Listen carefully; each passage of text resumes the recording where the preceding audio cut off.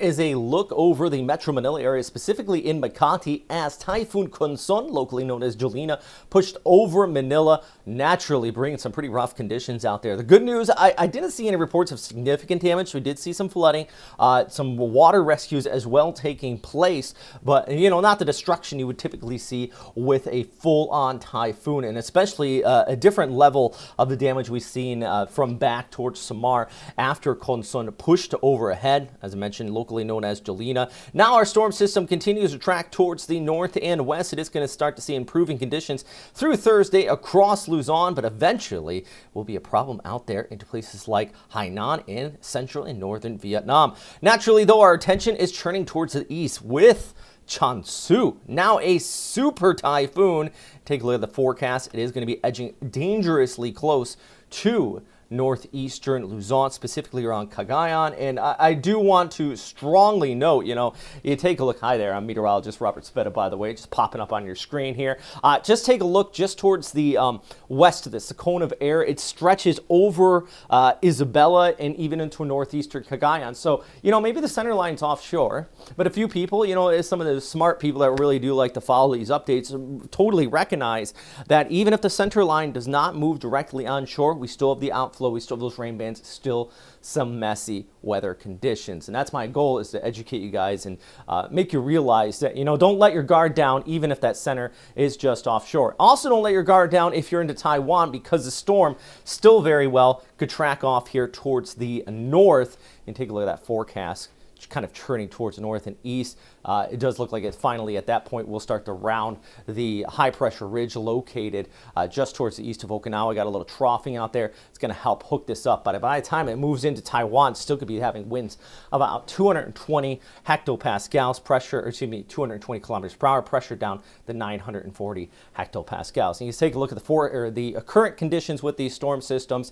I mean, there you go. Our storm over the NCR, over the Philippines, winds right now at 95 kilometers per hour. Like I said, it is pulling towards the west, and Chanthu obviously still a super typhoon. In fact, I do want to show you this. I mean, there's the image here over Manila, but there is a look at satellite imagery and kind of see our typhoon. I mean, that's just a beast. Center of circulation, very well defined. It has a pinhole eye. Upper level conditions completely and utterly favorable for maintaining its current intensity. I mean, you would peer through those upper level clouds, and you can also see that defined eye in here. And yeah, this wrapped up significantly over the past 24 hours. It rapidly intensified, and now a solid Category 4, Category 5 winds. The way you want to look at this, actually, that inner eye wall right in there, I mean, that's comparable. This would be comparable to about a Category 2 to Category 3 tornado just rolling through the oceans. That's one way you could look at it. About a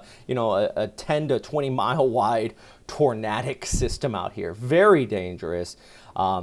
Definitely, scary in the sense that it is going to be getting dangerously close northeastern Luzon, and then eventually pulling off here. Big rainmaker across Taiwan. So let's talk about it. Let's break down the model forecast here. First, we're going to take a quick look at our storm system over Manila, and then we'll zoom back the picture as this continues to track off towards the north and west through our Thursday morning. You see here by 3, 4, 5 o'clock, gets off there towards the east. Now here comes our next storm, moving onshore just towards the north and east of Cagayan. Dangerously close. I think it's close enough to definitely bring some rainfall there, well towards the north of places like Pangasinan, Iligan, even down towards the NCR as well. And then watch this as it turns towards the north, impacting Taiwan. Now, the key thing right there, and this model actually does a pretty good job at it, you can see how the west coast of Taiwan staying relatively dry, and then the winds wrap around and just slam into those mountains. Those mountains about 2,500 meters high in spots.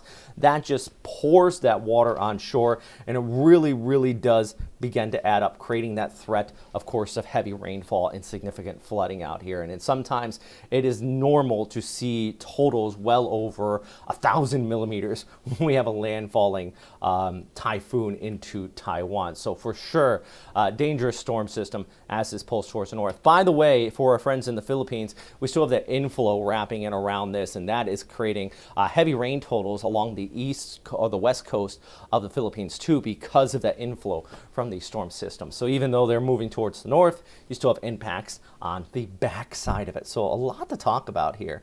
A lot to talk about. That's pretty much primary on the Philippines. I'm going to make another video discussing more detail on what's going on in Taiwan with this storm. But for now, the key thing, northeastern Luzon, we're watching another storm move towards the west and that inflow wrapping it around this. Now, this eventually will hook and move towards the north. Still questions on how close it will get to Cagayan, but I think for now, you want to watch out for that impacts from the storm. All right, here's a look at the flyover. Everybody loves the flyover. Davao at 33, Cagayan at 30 as well. And then looking back towards the north naturally into the west coast and the northern areas of the Philippines, we're still going to be looking at plenty of rain showers out here.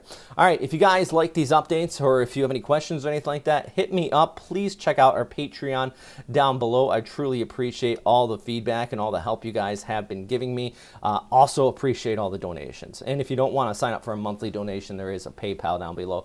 I know it's silly to be asking that. I feel guilty sometimes, but this costs money. It costs a lot of time, and I do this mostly as a hobby. Don't really make much money out of it, but at least all these legends on Patreon help kind of equalize it and make it so it's only my time I'm really spending and not so much money out of my pocket. So I really appreciate all you guys. If you guys want to sign up, check out the link